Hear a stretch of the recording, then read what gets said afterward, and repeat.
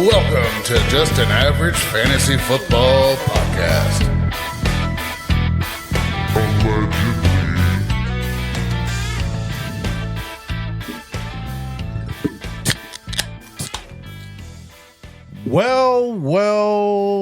Welcome into Just an Average Fantasy Football Podcast.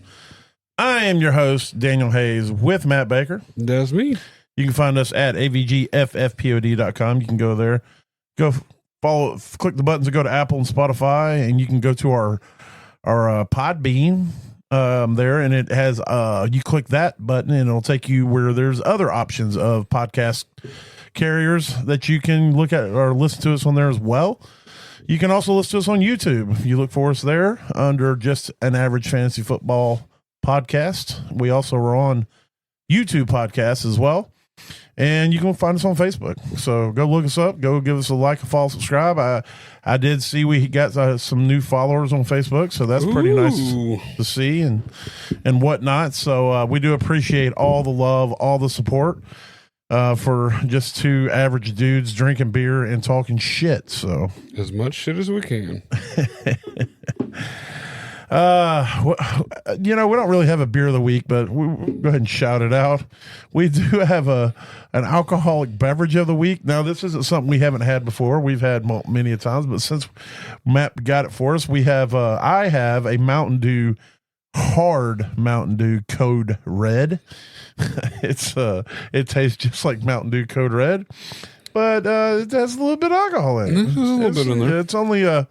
Yeah, 5% alcohol, but it's still. But it's in a 24-ounce can, so that's nice. It's rather tasty. Yeah, it's very delicious. Tasty. It tastes just like mine tastes just like a Code Red. You can't even tell it's got alcohol in it. I'm over here sipping on a Baja Blast.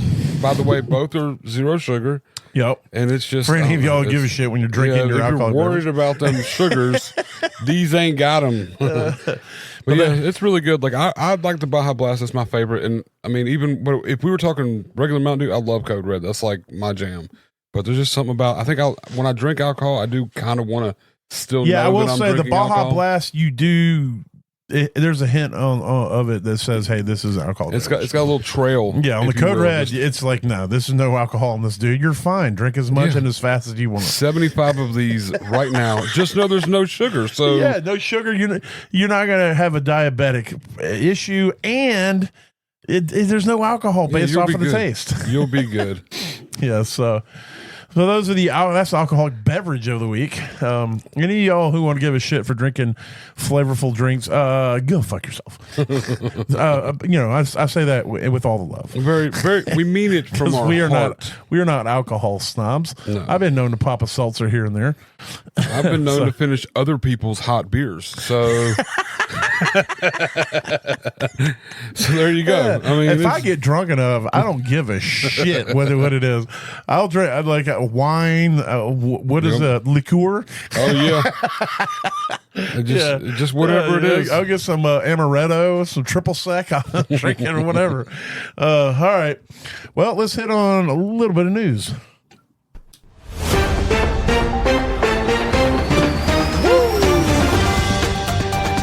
I just spilled my beer. You're good. Talk the news. I got to figure out how to turn it off.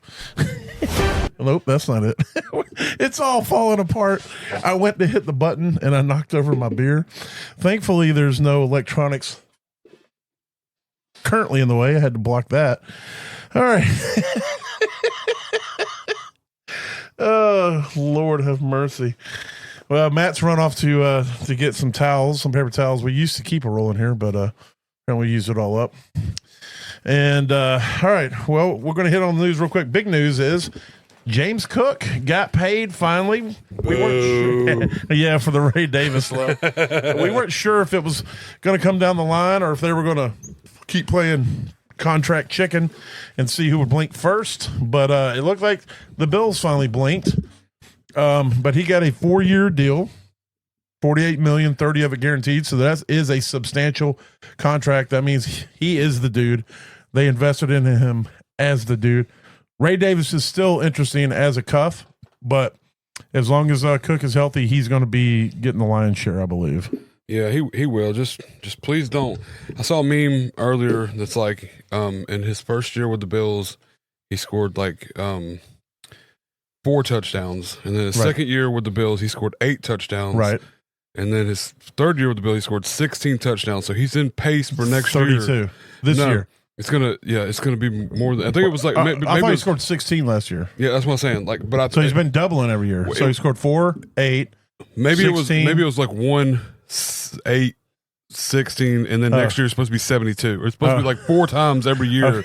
Okay. But it was like an insane number. Like at this rate, he should definitely get us 72 touchdowns this year. So that's hilarious. Get him while you can still afford him. I'll tell you what, if Homie puts in 72 touchdowns this year, whoever has him is going to win. I don't care. You can bench the rest of your players. You're going to win with James Cook. Yeah, you won't have to do anything else. But yeah, so that was the big news that came down the line. There's some other interesting news involving Rashee Rice. So they are going to have a hearing for him until September the 30th. And the NFL is not going to do anything until he has this disciplinary hearing by all accounts. So September the 30th, that's going to be a couple weeks into the season, 3 weeks, I think. Yeah. So that'll be 3 games. And depending on what comes out of that hearing, then they'll hand down the punishment. So there's a chance that you could get the first 4 weeks out of Rashee Rice. You still could get a whole season out of him, and then they could just push everything as far as the punishment to the next season. Year, yeah. So I wanted to kind of hide this news. I didn't want to bring it up because we have our family league draft tomorrow, and I was hoping that no one else was tied into the know and knew about that news, because I didn't see it come across the sleeper notifications. So I was hoping, but I was like, to stay true and keep my integrity intact, I should get the news out there to the 8 or 9 of you that listen to us. We just won't publish it till Sunday. Well, you're the one I was mostly worried about. Oh, you ain't got to worry about me. I knew about it like yesterday morning, I think.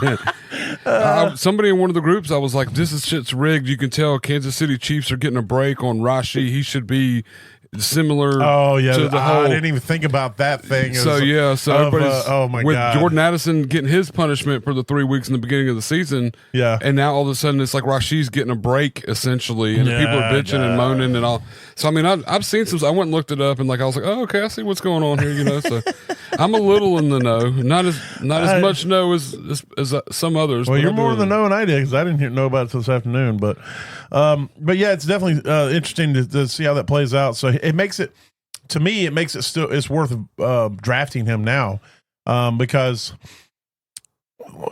I don't know. It's to me, if he's going to be out the first 4 weeks of the season, I don't want to draft him high. This may be dumb, but if I can get the first 4 weeks out of him and then miss 4 weeks after that, then I'm willing to draft him high. You know what I'm saying? When you can get him at a value where you could get somebody else to fill those later 4 weeks in early. That's true. And get him back in the 4th or 5th or whatever. It's like in the first 4 weeks, he's playing, I can start thinking of, I got to be prepared for these 4 weeks. Start prepping in case it is a mid-season or something like that. You can get somebody else that fills that void, because there's going to be so many people within 4 weeks of the season that everybody's going to be overlooking. I mean, we could be talking about like the signing today, or I guess it was today, but Isaiah Bond.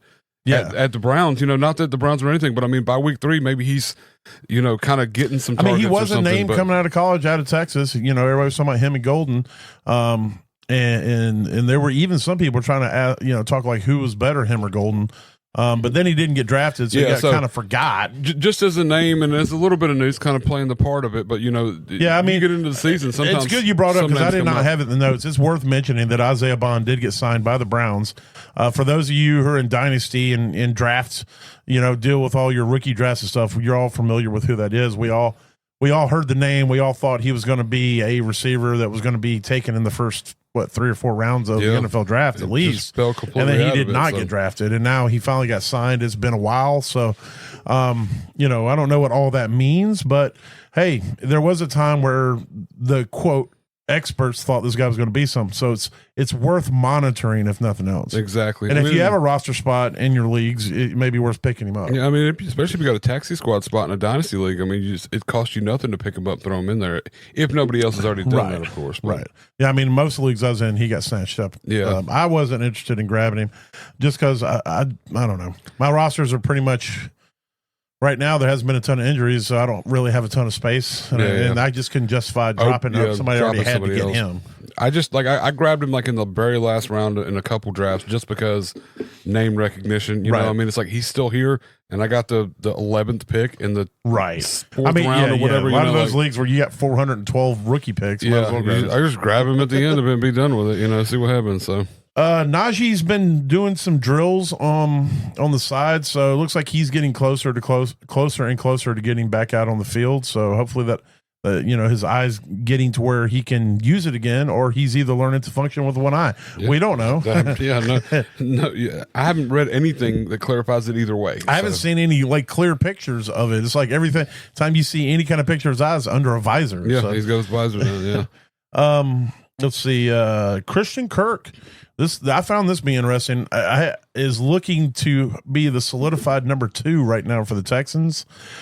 It bothers me a little bit because Higgins was kind of somebody I've been trying to get late drafts. I had a lot of hope for as somebody who was going to shine as a rookie, and it seems like Christian Kirk is not so fast. So, you're right. He's not so fast. Yeah.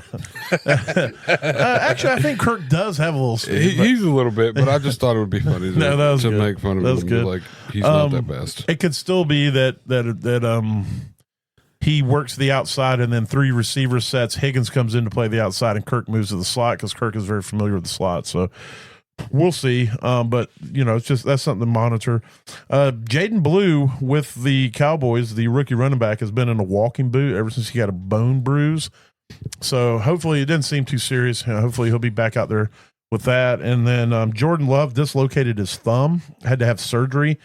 The good news is it was on his non-throwing hand, but he is currently not practicing and sitting out. I don't foresee it going into the beginning of the season, but I think the main concern would be if he was to get tackled and re-aggravate the non-throwing hand, so that they may keep him out. But so I would say in Dynasty, if you're in a Superflex, if you have Jordan Love, you should have already had Malik Willis, but you may want to be looking to acquire him just to cover yourself. Yeah, just in case.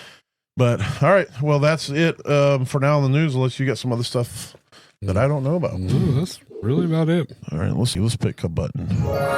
All right. Nailed it. We're going to break down the NFC North. This will be the final division breakdown. And then probably not this episode, but maybe before next episode, because I think next episode will be Monday. We'll have Bus back out here. We're going to try to get depending on his schedule, I guess I need to announce that too.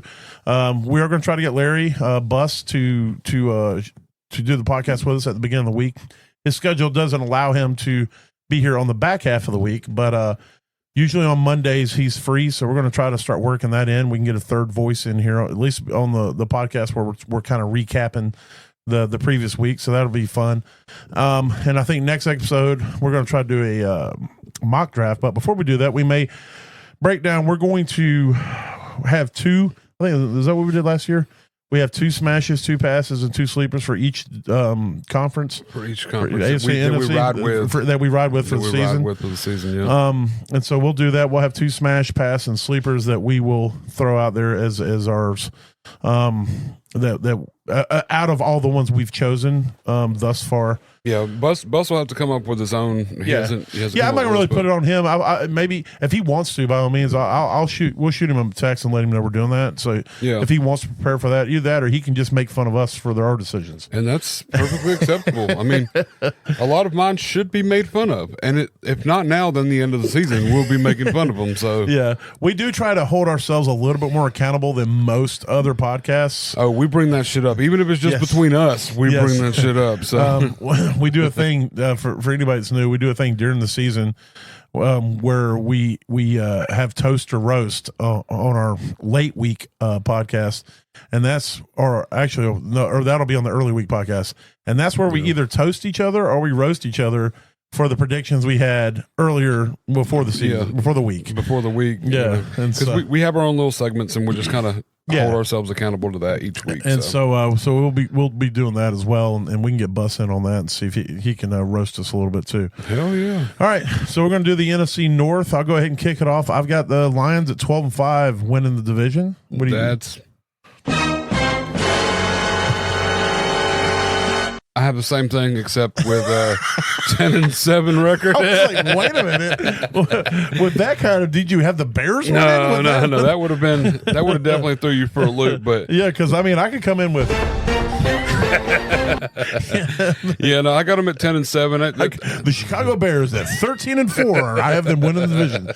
So that would be insane. So what record do you have them 10-7? 10-7. Yeah, I mean it's a little different, but I mean we talked about it a little bit before the podcast. They do have a little tough schedule. Yeah, which way it's going to go on a couple of these games. Well, so. just based off the fact that they have to play their division mates makes it a tough schedule. They and do got some, and then some of the games they have outside as well. Yeah, so I mean there was some tough calls where I kind of took the other side. Yeah, just because I wanted to play devil's advocate. I wanted to be that. Oh, nobody's going to think they're getting 10 points when they finished 14-4 last season, but. I don't know. You heard it here first. 10-7, and if not, they go 14-4 again. I'll eat crow. But at this point, I'm just taking that. All right. Let's see. And we didn't discuss any of the other teams. So who you got second in the division going? The Packers. I got them at 11-6. Who do you have going second? Packers 9-8. All right. So two games there too. So yeah, which the record's a little bit off. Yeah. That's another one too. That not that there's I have any controversy or whatever, but it's just some of the games they lost last year were super close, and I feel like they're 1 year kind of more collective with a lot of rookies and young talent last year. I think they had like the overall youngest offensive talent, right? Like between their receivers and all, they were all like, wasn't it the Packers last year? Yeah, they had like all the young receivers and everybody. Their receiver room has been in flux for a few seasons, and hopefully that stuff kind of it's going to be again. It's still kind of and that's why I got them sitting there 9-8, but still a winning record, still second overall in this division, and then followed closely by I got the Vikings. Yes, I have them going 9-8. I have them going 8-9, and that's close enough. I mean, there was a couple games, but I'm still unsure about JJ McCarthy. Like I know it's a SuperBack friendly or quarterback friendly. SuperBack. That sounds like an amazing position. If he comes out as a SuperBack, first of all, I want to be SuperBack. If I play in the NFL, I want to be a SuperBack. Super fullback. A SuperBack has to be like a running quarterback, like a quarterback that can, like Lamar Jackson, Jaden Daniels. They're SuperBacks. We're going to create a new position, SuperBacks. SuperBack. Yeah, it should be there should be like quarterback, SuperBack, and then Superflex. No, SuperBack. Oh yeah, quarterback. Yeah. Like Matthew Stafford, quarterback. Yes. Lamar Jackson, Superback. Josh Allen, Superback. So you could play like a 10-man league. Are there 10 Superbacks in the league? No, there's only probably if you consider rushing Hurts. Hurts is a Superback. Josh Allen, Jaden Daniels, and Lamar Jackson. So there's four that I would because there's other quarterbacks that run, but their skill set, they're not good enough to be a SuperBack. Yeah, you gotta be able to run and pass at a high level to be a SuperBack. That's definitely. If you like Tebow wouldn't have been a SuperBack. I guess he could run really, really good. Yeah, couldn't pass at all. Yeah. So I mean, Justin Fields, might kind of be just under that tier. Like right now he's just a running quarterback. He's just exactly. But if he ever gets the passing side down, he'll be a SuperBack. He's a super halfback or half SuperBack. Yeah.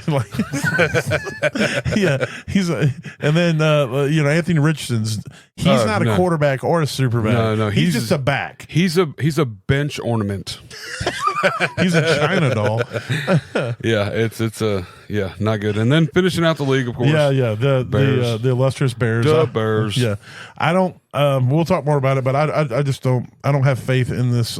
I have faith in Ben Johnson, but I don't have faith in him this year. Yeah, 6-11. I have them both at 6-11. That's where it's at. So we'll go ahead and kick it off with them. This year they didn't any major additions. They got Olamide Zaccheaus, and he's really only worth mentioning because there's a chance he could come out of camp as their number 3 receiver based off of reports we're hearing. But in the draft is really where they picked up some offensive skill players. Again, this year they had early picks, and they got, for the 10th pick, they got Colston Loveland. Either the top or second best tight end in this draft class, depending on whether you think Warren's the best or not. And then they got Luther Burden the third in the second round, early second round, who looks to be an explosive receiver as well. So those two alone and look to be somebody's going to demand targets. And then they got Kyle Monungai, which I didn't even hear about him, but he's been getting a lot of buzz in camp. Yeah. They did keep Swift. We thought they were going to take a running back to replace Swift. So they're we can kick it off. Caleb Williams, we're going to talk more about him in a minute, but I need to see it. I think he has the tools. I just need to see him utilize the tools in a NFL quarterback way. Well, he had such good talent receivers. I mean, even with Komet and DJ Moore and Keenan Allen, I mean, there was so much talent around him that I felt he should have done emerged better. A little more. Their defense was really good. Yeah, exactly. We should have seen more, even in a rookie year. There should have been more. I mean, we didn't really see anything, honestly, until like week 6. We would see things in spurts. Yeah. In the second half of a game, he would have a couple series where you're like, oh, there's that number 1 overall generational talent guy. And then it would be back to crap. They play in his defense, their offensive line was straight. That's true. Doo-doo Brown town last season. Definitely had to try to run around. Yeah, he was running for his life a lot. The run game was virtually non-existent a lot of the season too. Yeah. And so if they can get those things going, hopefully with Ben Johnson as the head coach and OC, they can kind of start getting some structure in there. And then hopefully, because this is one of the biggest issues with Caleb Williams, is getting him to play on structure, play on time, because he likes to operate outside the pocket, on the move, looking downfield, playing a little bit of that backyard football. And Ben Johnson his offense is predicated on being on schedule, being on time, timing routes, hitting guys over the middle, things like that. And so hopefully he can get Caleb Williams on the same page. There hasn't been a ton of really good reports so far coming out of camp, so we'll have to see. But yeah, so that's the quarterback, and then the running back. We talk about DeAndre Swift out there. We're not big believers in Swift. Yeah, we're not Swifties in this house. Not in that sense for sure. Yeah. But he did play for Ben Johnson in Detroit. Ben Johnson opted to keep him. He does have a skill set that will work in the offense that Ben Johnson wants to run. And so he could be a bargain Jahmyr Gibbs, especially where you're getting him in drafts right now, Yeah. He was almost a sleeper for me, and again, definitely not a believer in him as a talent, but for where you're able to get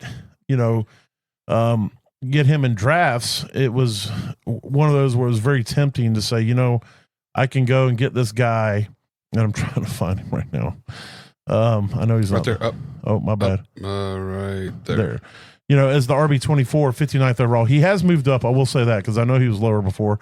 So he's probably right now where he should be, I would say. So, I mean, looking at his past, I mean, with Detroit and with Chicago, he barely played a full season with Detroit. I mean, he missed 4 weeks, 3 weeks. Yeah.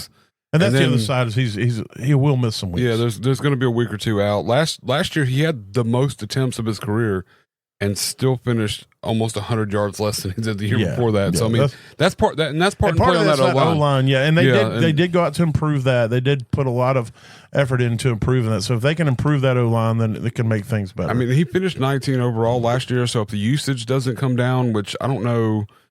Like last year, he might still be a little bit of a bargain because Roschon's still there. So they're talking about using Roschon as a specialist, like a goal line guy.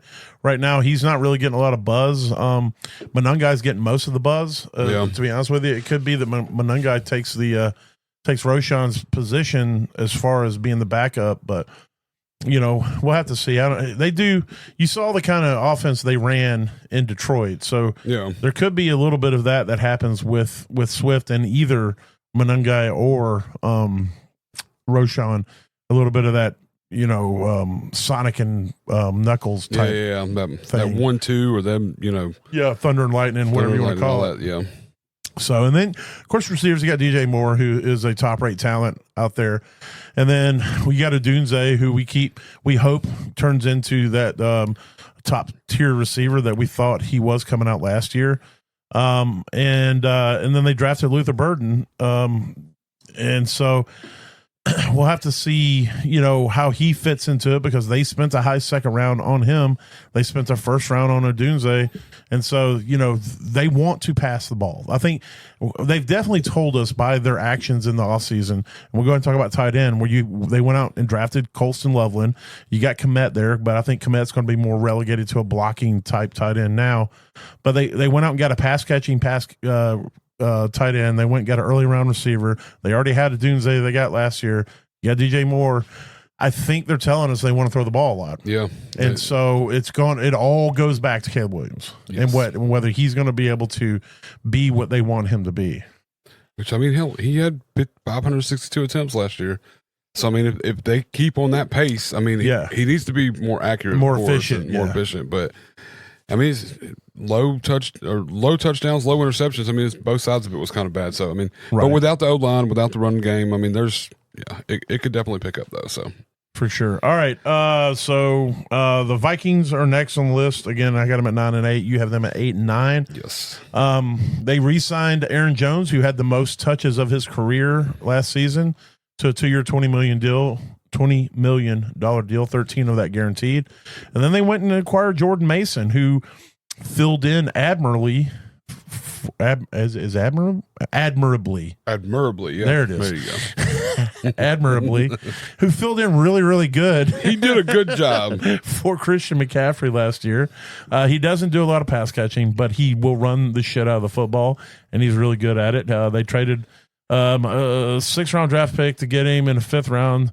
And got a 6th round. I don't know. They did some stuff, and some late round picks. And then they gave him a 2-year deal, and it wasn't a ton. It was a $7 million guarantee, $12 million total, but it does show a little bit of, hey, we think this guy can be something. We know Aaron Jones is 412 in football years, so yes. And then they did get Rondell Moore, but we just found out Rondell Moore is out for the season, so that doesn't matter. Yes, there he goes. Yeah, and of course, you can call it an acquisition. JJ McCarthy, they got they got rid of Sam Darnold, or they let Sam Darnold go, and now JJ McCarthy, the rookie they drafted last year, who was out the whole season with an injury, is in to play quarterback, and so that's sort of a acquisition in a sense, because he's going to be kind of like a rookie quarterback. They did not do anything in the draft offensively except take Ty Felton, sorry. What?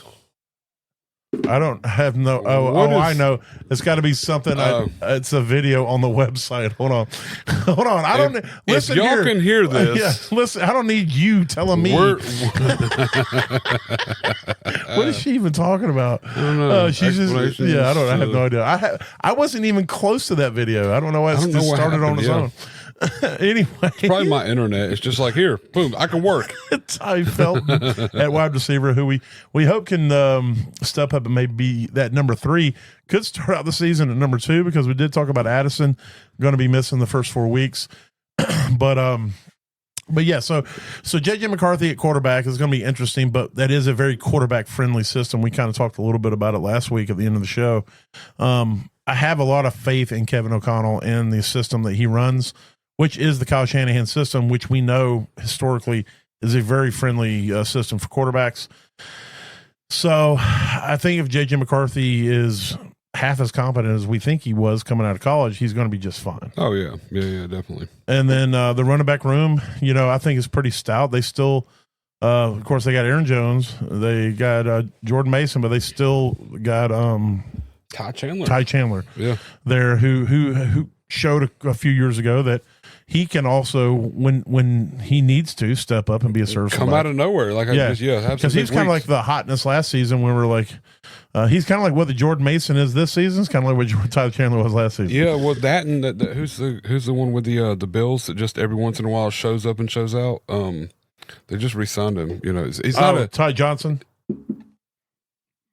With the Bills? Yeah, the guy with the bill. Is it Ty Ty Johnson? Is it Ty Johnson? Yeah. Ty and Ty? Ty and Ty. I was like hesitant because I was like, I just said Ty Johnson, but no, it's Ty Chandler is what I just said. But yeah. I was wondering why you looked at me like I lost my mind. No, it's because you remembered the name. That's why I was looking at you like that. That's a fair fucking point. But it was like, he's one of those guys where like he's not anybody that you're probably ever really going to roster, but he's going to have a week where you're like, okay, why is he not on my roster? Yeah. You know, like he's a DFS play. Exactly.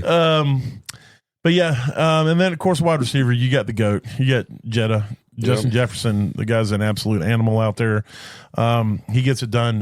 You can have whatever quarterback you want out there. Yeah, it don't matter. He's going to do what he does. And on the other side, you got Jordan Addison, but he's going to miss the first 4 weeks, so that's kind of up in the air right now. Who's going to step up? Is it going to be Ty Felton? Right now, Jashawn Jones is listed behind him on. He's a second year. I have never heard of him. I don't know who he is. I don't know if that means anything. I'm just depth chart wise. Naylor's still there, right? Jordan Naylor's listed. So I would imagine Naylor's probably going to be the number 2, and then and then Felton can step up. Maybe Felton or whatever. But we'll see how that shakes out. And then you got Hawkinson. So. Hawkinson will probably be the de facto number 2 without Addison out there. That's probably what's going to happen. Yeah. Hawkinson, a very solid tight end. He is a tight end that needs a lot of targets though, and if he's not getting targets, he's not worth rostering. But when he's on the field, he's generally gets targets. That's true. Yep. But anything else you want to throw in that Minnesota pile? Nope. Oh, they have a really good defense too. But all right, the Packers, the next one on the list, I've got them at 11-6, and we both have them finishing second. That's the NFC South. Let's scroll back up. I'm at 9-8 personally. They went and got Mecole Hardman in the offseason, so that means they're going to win the division. But no. With Mecole Hardman. Yeah. Well, he'll play. No, it's Hardman now, according to what I just read. It's not Hardman anymore. He'll only play if it's a playoff game where you actually hear him doing anything. That's true. They got Matthew Golden in the first skill position player they've drafted in the first round in like the last 478 years, I think. 476, but okay. I wasn't sure. I knew I'd read it somewhere. I had to fact check before we started the podcast, but yeah. And then they got another wide receiver in the third named Savion Williams.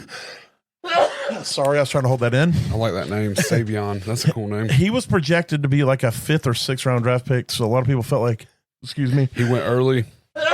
Yes, I don't have a button to mute. I can't hit the mute fast enough. Sorry. I was over here hitting the sneeze button on my. That's what it is. That's what it is. Yeah. That's what it is. It's just a sound. Just randomly pushing the sneeze. There's one over here, I'm sure, but you know. So he's worth monitoring just because of the draft capital. But yeah. So Matthew Golden is kind of the guy you want to keep your eye on, and Jordan Love. We all expect him to be healthy and out there within the first couple weeks of the season with this thumb, and. I feel like based off of what LaFleur's been saying, they want to get back to a passing offense. They want to get back to moving the ball down the field through the air. And I think that, Jordan Love is capable of doing that. And they've also hinted or mentioned that they want him to use his legs more, that they've been working on that. He's very fast. But even in college, he didn't like to run the ball. And so we'll see if that becomes a part of his game, because that could really, for fantasy, take him up. He could move him into that SuperBack. Yeah, exactly. He could potentially, he could become a SuperBack. We got to figure out the stat line that converts him to a SuperBack. Yeah, we got to figure out how, we know how many attempts and how many, that would dictate or define a SuperBack. I think it's just going to be about feel, to be honest with you. Just going to be like, I don't think there's a hard stat that because there was a couple of years where Lamar Jackson didn't even hit 3,000 yards, but he would have still been a SuperBack that year. But I mean, if he had 100 attempts though, like I'm saying, like if we put that, so the yards per attempt. Yeah, well, like you looking at like last year, 2 years ago, Jordan Love, his rookie year, I'm not rookie year, excuse me. His first year starting and playing a full season for the Packers when he had a good year. Yeah, balled out like top 5. He had 50 attempts for 247 yards. Rushing. That's definitely not SuperBack. And that's what I'm saying. Like, but it felt like he ran more. No, I would say in order to be a SuperBack for a season, you have to probably run the ball 100 times as a quarterback. 100 attempts. Minimum. So, yep, Lamar's done that. Oh, yeah. Every single – so I just want to check a couple just because we're talking about it, and I'm always curious. about our stupidity. Yeah, because I can tell you that like Patrick Mahomes is maybe 40 or 50 times a year. So 4 times out of the last 5 years, Jalen Hurts has ran over 100 times. And that's 4 times out of the last 5. That 1 year was his first year, right? Because he only played 8 games. Correct. I mean, you also have to do like per game. If he only plays 8 games, he's still been a SuperBack that year. Yeah, that's what I'm saying. Like we would have to. This is where it all breaks down. Mahomes has never had 100 attempts. Not a SuperBack. So he's just a quarterback. 75 attempts was his most. Yeah, just a quarterback. He's just a quarterback. I'm trying to see. Let's check Josh Allen just to make sure. Cam would have been a SuperBack. Cam definitely would have been a SuperBack. We'll say 400 passing attempts. 100 rushing attempts minimum is what 89. Josh Allen's rookie year, he played 12 games. He had 89 attempps. Every year it's been 109, 102, 122, 126. Yeah, he's like right. He's at 102. He's like the bottom. Yeah, he's like right at that he's on cusp. He's on the cusp. He's right at that cusp. Yeah, but there's got to be extenuating circumstances. Like if you run the ball 95 times, but you have 10 rushing touchdowns, still SuperBack. Still SuperBack. Yeah. Okay. So Kyler Murray. He had 133 1 year, 93 the other, but the rest have been 88, 67. So see, he's dropped out of the SuperBack and is now just a quarterback. He's just a quarterback right now. Just a quarterback because he still had 500. He would be considered a rushing quarterback. Yeah, he's just he's a rushing quarterback, but he's not a SuperBack. No, not a SuperBack. We could do a whole podcast on how to become a SuperBack. I think we just did. Yeah, we're working on that right now. Yeah. Yeah. All right. Let's see. We were on the Packers. Yeah, working on the Packers. Yeah, so Jordan Love, not a SuperBack, but a really good quarterback, and he has the potential to get back. You talked about that first year starting, how good he was. I'm pretty sure he was top 5 or top 6 that year for fantasy. He was top 5, yeah. And he was great. The reason I know he was that high is because I traded him away to get Patrick Mahomes that year, and I helped my dad get to the championship game because I gave him Jordan Love and Keenan Allen that year for free to get Patrick Mahomes. You did. And then Patrick Mahomes was straight doo-doo Browntown, and they carried my dad to the championship game. And he lost to my brother, but still. Got him there. He got him there. And so he could get back to that. I think he still has the ability. Last year was an off year for the passing game. It was Josh Jacobs' first year, and dude's a great running back, and he came in there and dominated, and they didn't really need to pass the ball a lot. And they may not need to this year, but it's also about efficiency. It's also about having the horses downfield to get the ball to, and hopefully they're starting to move in that direction. Along with Josh Jacobs is the rookie that gets broken every 5 minutes. He can't stay on the field. Marshawn Lloyd. Yes, Marshawn Lloyd, and was it Benjamin? Is there? That might be his first name.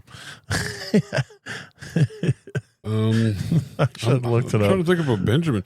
Emmanuel Wilson is behind him. I have no idea where Benjamin. That's 100% who I was thinking of was Emmanuel. Yeah, Emmanuel apparently Wilson. Emmanuel and Benjamin are the same. If I could have got Emmanuel, I would have got Wilson. That's I tried to help. I was like Benjamin. Us, guys, quit barking. I was thinking like Benjamin. The only Benjamin I can think of was the guy on the Cardinals. Or not Cardinals, Benjamin. He was with the Cardinals and Tampa, I think. But there was a receiver for the Browns a few years ago, way back, that was supposed to be really good, whose last name was Benjamin. Kelvin Benjamin. There was a Panther. Oh, there was a Panther. He ate his way out of the league. He ate. I just look. This is totally off topic, but I was looking up Drew Brees' stats. Oh, what the hell? I mean, we haven't been on the topic for the last 20 minutes. I'm just going to mess it up, but I was looking up Drew Brees' stats because I'm just dumb, and I just like to know stuff. And he's got 20 years experience right now. They still keep adding years experience to him, even though he's not in the league. Because he hasn't officially retired. It's literally, they got him at 20 years experience right Sleeper, now. Until they officially retire, they right now, he is the oldest player. Actually, not. How do you think? Because he has officially retired. I thought. I don't know why he's 46 years old and stacking experience points right now. He ain't played in 5 years, and he's over here 20 years in the league. It's a good thing Sleeper wasn't around when Joe Montana was playing. He'd be like 60. I'm going to check Joe Montana's stats and see if they got him on here. All right. So the wide receivers, we talked about them a little bit. You got Jaden Reed, who's hurt right now, but when he's on the field, he's electric, but he's kind of a gimmicky type receiver. He's not really an alpha outside guy, but they did talk about wanting to get him the ball more. They did say in the offseason that he's our number one guy. We want to utilize him that way. So we'll see how that goes.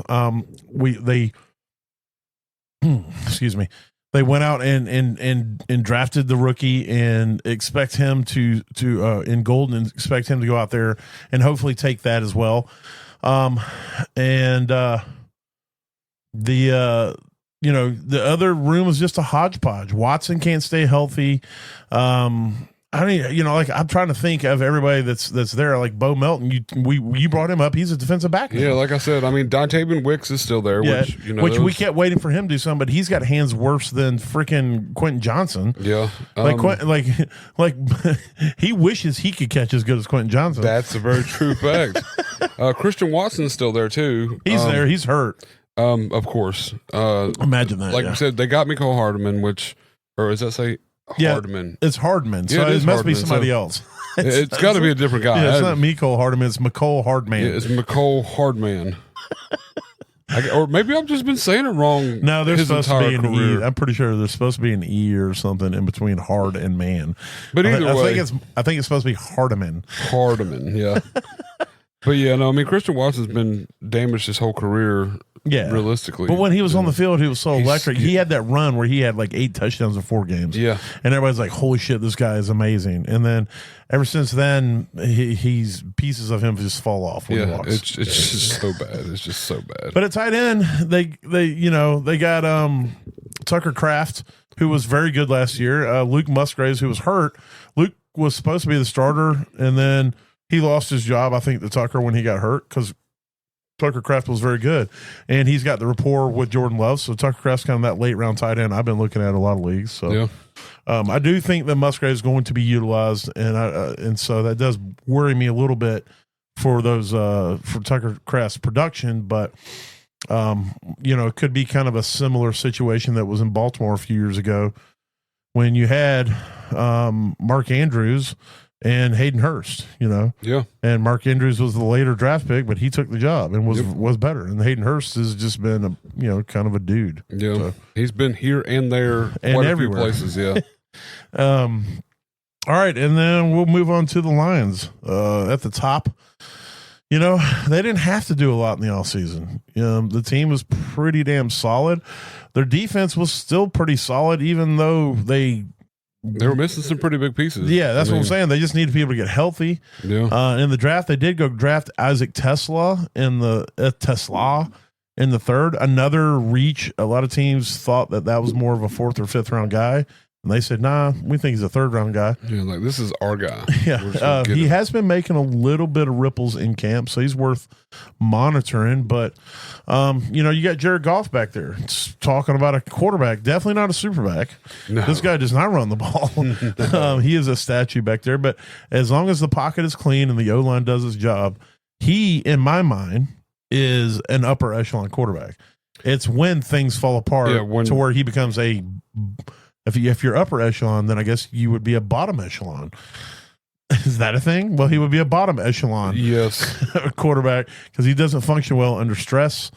But good news for him is that O-line has done really good for him. It's held him into the top 10 every year since he's been since they corrected the O-line. Yeah.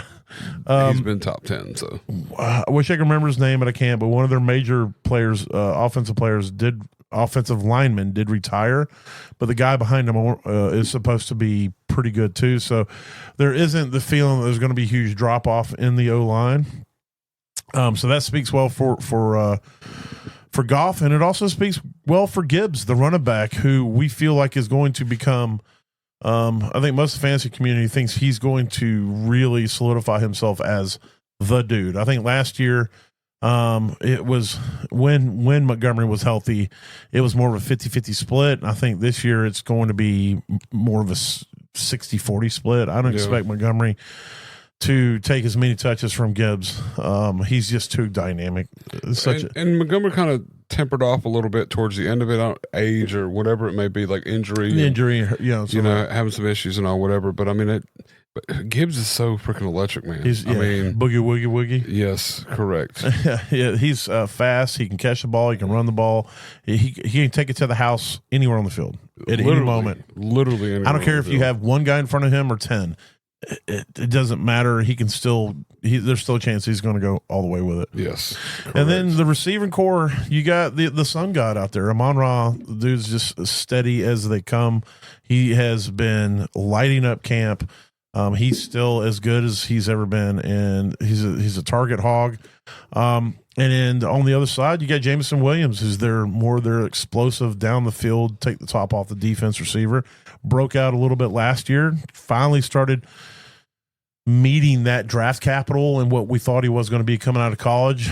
Very maligned for a few years, dealing with being suspended for various things and also being injured at times, and then also being in the coach doghouse for not blocking or not running the right routes. And it seems like last year they finally, once he was actually suspended at the beginning of last season, I'm pretty sure for gambling, but once he got on the field, and it just felt like everything started coming together towards the latter half of the season. And there's a lot of hope for him, starting out this year, and we're going to talk about him more in a second. But he looks great out there. And then we'll see what how the third receiver shakes out, whether it's Tesla or they still got Tim Patrick there, Timberland Patrickson occasionally.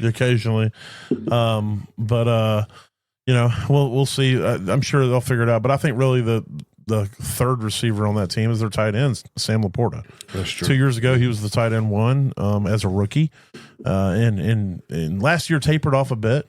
A little bit. It fell back, mostly touchdowns, kind of a little bit. I mean, and we attribute that a lot to the emergence of Jameson Williams. And he had less targets. Right. But I mean, overall, it was a step back. He broke some rookie records, and then right, and then kind of fell. Then Brock Bowers said, Hold my beer. Yeah.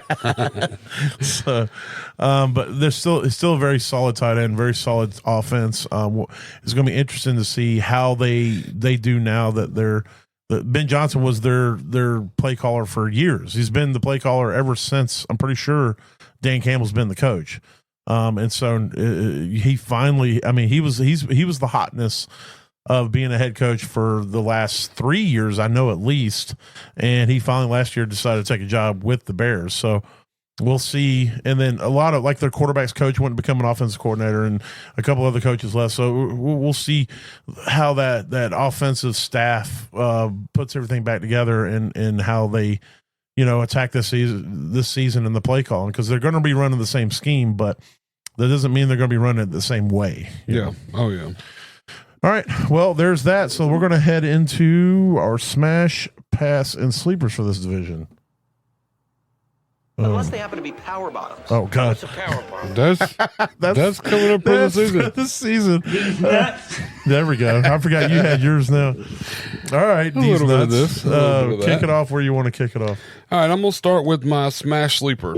Your smash sleep. Well, you do. I mean, realistically, I've got two players that could qualify for either a smash and or a sleeper. Like, they're both kind of in similar positions in the draft. Places in the draft. So really, ADP. you could take either one of these as you will. I'll just start with one of them. I'm looking at Jordan Addison. Yes, he's going to miss the first few weeks of the season. He did it last year due to injury, of course. He missed. He's going off the board right now at wide receiver 37, and that's probably going to drop, if I had to guess. Yeah. 81 overall. Last year, he got injured in week 1 and missed the 2 weeks following that. Still finishes in top 25 over the league. And I mean, this guy's he fits their scheme well.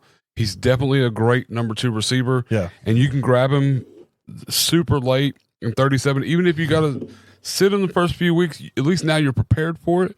You didn't draft him. Last year, you probably drafted him earlier thinking he's going to be in the top 20 and had to take it, but at least you're more prepared now. Right. And like I said, this is probably going to drop. You're probably going to get him somewhere in the 100th as a 100 overall pick. So I would imagine that, I believe that this guy's going to finish out still close to the top 20, 25 even. And you get him at 37, that's money, in my opinion. I'm looking. You can actually pull up last year's ADP. The ADP. Yeah, I don't. Where he went last year. I'm pretty sure this is preseason ADP, but he's not even on there. Yeah. Did he play last year? There he is. Yeah, he was 43. lower last year. So wow, that would have been still there too. Yeah, that's crazy. Yeah, I agree with you on this though.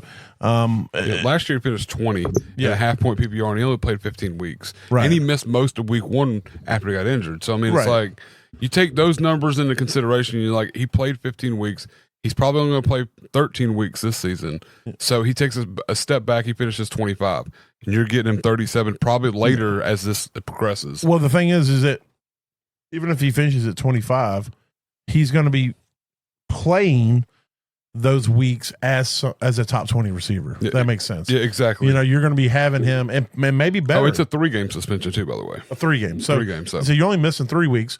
So when he's out there, if he's on, he's going to be playing as a top 20. So I'm definitely with you on that as a smash. Yeah, I'm trying to look at what his week by week average was last year. I mean, so 21, 5, 8, 10, 13, 10, 13, 26. The average is usually at the top. Yeah, I was just looking at each week, like what he was scoring each week. So I mean, he's scoring you 8, 10 points every week, and realistically, week 18, which that doesn't count anyways. But I mean, generally, if you have excuses Addison, he's a numbers. flex play, and if you can get that out of a flex, Yeah, in that if you late can in get the 10 draft. points with a steady 10 with the option of a 25 Oh points. yeah, with the upside, yeah, you definitely got upside. That's where I was looking for.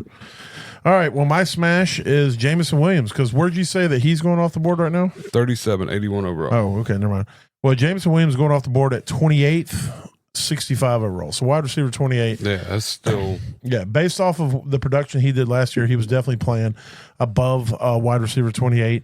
And he's going to be coming into this season thus far, no suspensions, no injuries, already on the same page with the offense, not in the coach's doghouse, having showed up last year and produced for them. So hopefully, all things concerned, knock on wood, you get a whole season of Jameson Williams, and you get to finally see what this kid's capable of and what he's able to do out there on the field.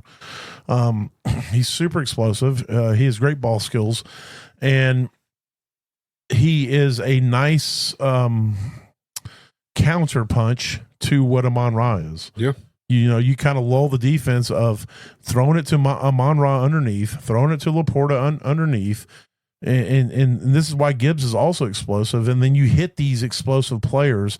Either you hit Gibbs in the flat and he just takes it down the sideline for 80 yards, or you all of a sudden send Jameson on a go route when the defense has been kind of used to having to come up and make these tackles on these underneath passes. All of a sudden, boom, we're going to send you. We're going to take the top off and remind you guys that we got this in the bag too. Yeah, here's a little trick we can do. Yeah, and so I think I'm primed for him to go out there and have a big season. I would draft him higher than where he's going. Like I said, at 28. If I'm looking at, I love Tet, but I would take him above Tet, Zay Flowers, Xavier Worthy, Devonta Smith. Maybe not Ray Rice now, but Ray Rice based off of the information we got a second ago. Yeah. Cortland Sutton. I mean, Cortland Sutton's at 22. I would take him above just about all those. And there's probably a couple more. Terry McLaurin, I might take him over. So it's one of those where you can get this dude in the where's 65 going to put you at the 6th round. Fifth round. So the five would be 60. So 6th round. So in the 6th round, I can get this early dude 6. Yeah, and so there it is. Yeah, no, I get that. I like that too. All right, well, we'll make this real easy. My pass is Caleb Williams.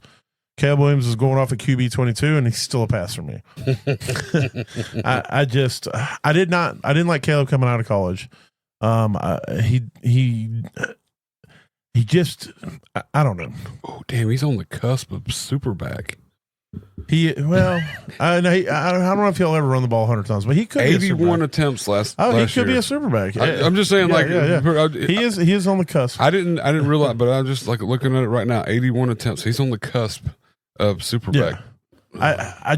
There wasn't like Jaden Daniels. I loved him. Anywhere I had the top pick, I took Jaden Daniels over Caleb Williams. I did not take him anywhere. Just because I don't know what it is. There's just something about how he carries himself in interviews and press conferences that just doesn't sit well with me. And then when you see him on the field, he doesn't play the game. He doesn't play quarterback in a way that inspires confidence in me. He will make some absolutely amazing plays on the field. And then he will make some boneheaded where he holds the ball too long and gets tackled trying to run around the end or find somebody open downfield and for a 14-yard loss, or he'll fumble it. You know, I don't like not want him to succeed. If he proves me wrong, I'm happy. I want the kid to be great. I want everybody that's not a garbage can human like Roethlisberger or Jameis Winston. I want good people to succeed in it. And so I think Kellen is a good person. But me personally, I just don't. He doesn't do anything that inspires confidence in me at the quarterback position. Even if I can get him a QB 22, I just don't. I don't want nothing to do with it. I don't want the stress of it. I don't want any of that. You know, if I punt like quarterback in a single QB redraft or something like super late, and I got to pick between him and I don't know, depending on what's there. I mean, I feel like I would take a shot on him, knowing I could probably grab him with my last pick. You can get Drake May after him. That's what I'm saying. Oh, well, yeah. I definitely take Drake May over him. Another one that I think is on the cusp of SuperBack, but Drake May, maybe. I don't know how many games Drake May played last year, but he might be. Yeah, Drake May's going off at 17 up there. Okay, so Drake May's going a little bit above. Where's Caleb? 22. Where's Caleb? Am I still in 2024? No. He's up there. No, yeah, he's at 15. So I don't know 15. What I was looking at 22. I was looking at Cam Ward. All I saw was the C. So that's 15's even worse. Even worse. Yeah. So like Jordan Love. I would definitely take Jordan Love over him. I would take Drake May. Drake May over him. If I punt him, I did look at him. I just wrote down the wrong number because I remember looking at all these guys underneath him. Yeah. So I don't know why I wrote down. I must have glanced back up and seen Cam Ward and saw the C and just wrote down 22. And just went with 22. But JJ McCarthy, I would take over him. CJ Stroud, I would take over him. They're all after him. Yeah. That's a little crazy. Like I think that he's going to have. He's not going to have a year like the best year, but I think he's going to be where he finished last year. I don't think it's going to get worse. Yeah. And he finished 16, so like if I can punt him and not pick him up till the end of the draft in a redraft or something and have him as my QB2 or even my starter just to see how it goes and grab somebody else off waivers later. But I get behind, I would rather have Drake May, honestly. I would definitely draft Jordan Love over him. I would probably draft CJ Stroud. I don't know. Like last year, kind of hurt my feelings a little bit with how that all played, and I'm worried about that team still. They get Nico back, but there's still a lot. They got rid of the offensive coordinator, so I think that helps. So I mean, it's a toss up at that point. And JJ McCarthy, I just as much as I wanted, we already know I'm high on JJ. Oh yeah, no, I know. I can't. It's hard for me to take a rookie, not rookie, without seeing what he can do.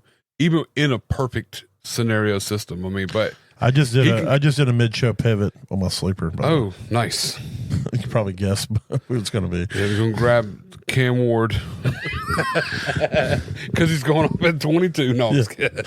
All right, so I'm going to go with my sleeper now, just because I talked it up a little bit last time. Smash, sleeper, whichever. This might be a smash as well. Matthew Golden going off at wide receiver 45, 100 overall. Like we said before, there's nobody that's the target, any kind of target, really. I mean, Tucker Kraft is probably the most consistent, I would say, if Jordan Reed holds the injury. Yeah. I like Jordan Reed. He had but Jordan Reed only plays like 30 or 40% of the snaps. Yeah, like it's so crazy. So, but when he's on the field, he's getting targeted. We had such high hopes for him coming from last year or the year before into this last year, and it was a little disappointing. Yeah, but they drafted Matthew Golden to be the guy, so they're going to push the ball his way. And I mean, Jordan Reed finished in the top, I want to say it was top 20, and he only had like 70 targets, which is really low. And if they can do that with Matthew Golden and he can come down, it works out, he could easily be way higher than 45. Yeah, I mean, he could be like 22. If he finishes a wide receiver 30, you're like, yeah. Oh yeah, it's money. It's money well spent. You just 100 overall.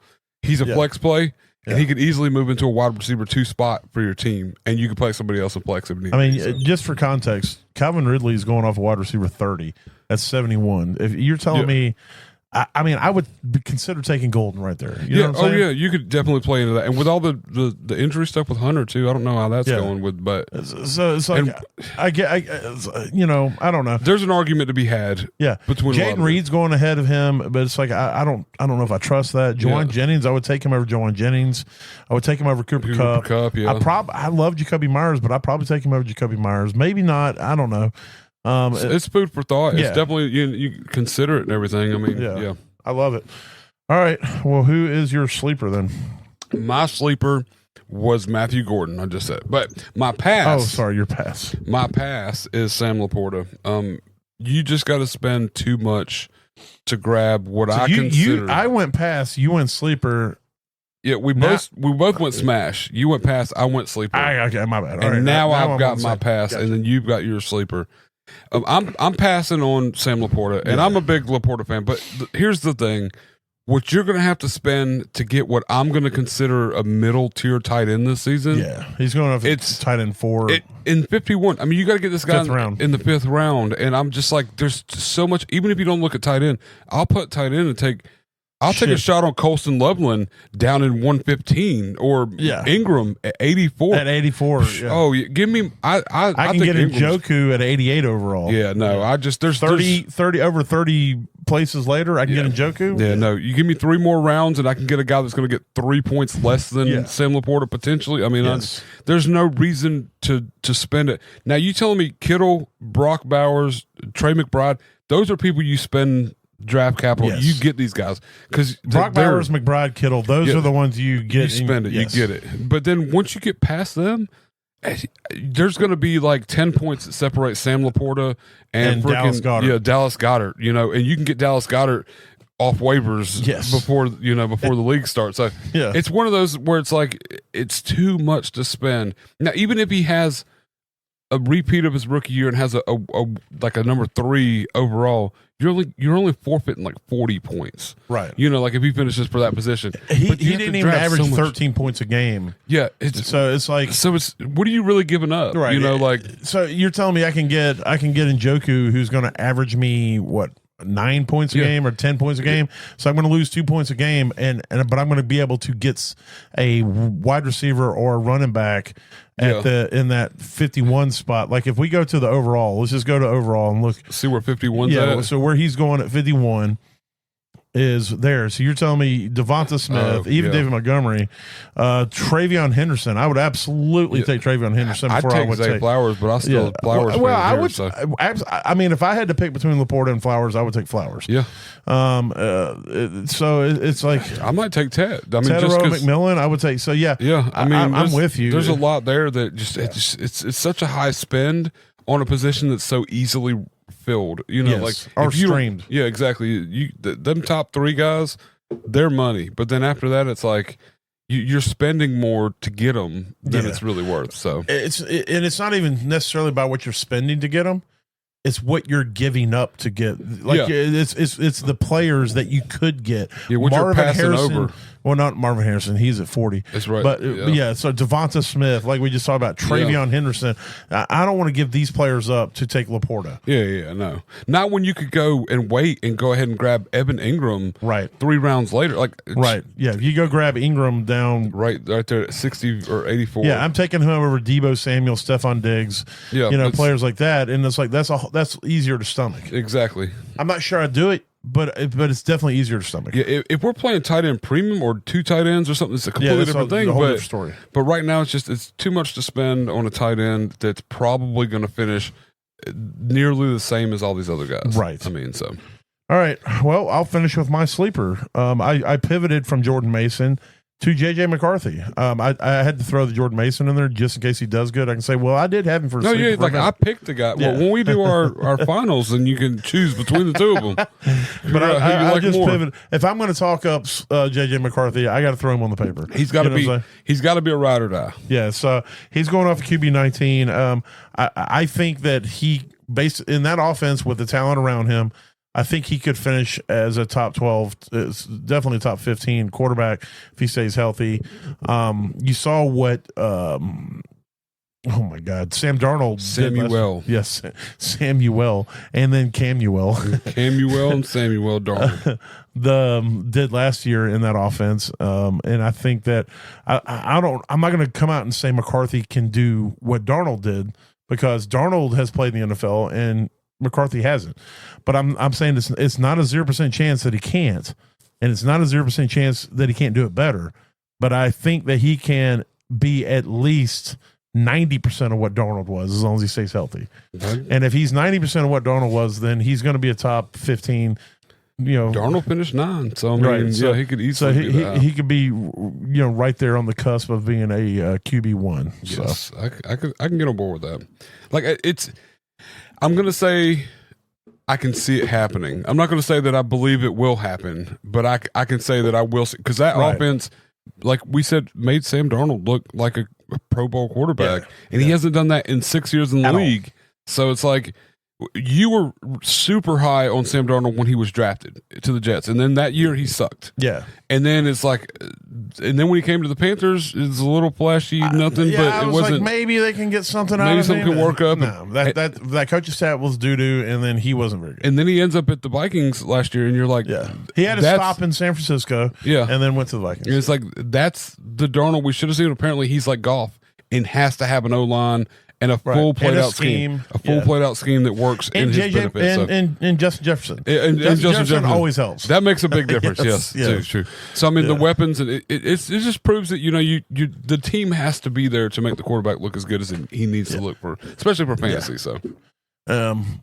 So there it is. There's the division breakdowns.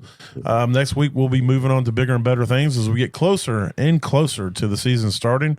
And then we'll be talking about the games. And I can't wait for that because the content provides itself in that. We don't have to sit here and talk about what we think's going to happen and what we hope's going to happen and all that. We'll see it happen. A little less guessing.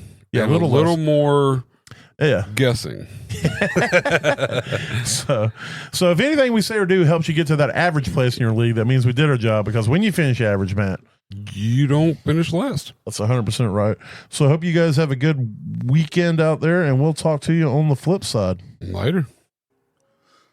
Welcome. Holla.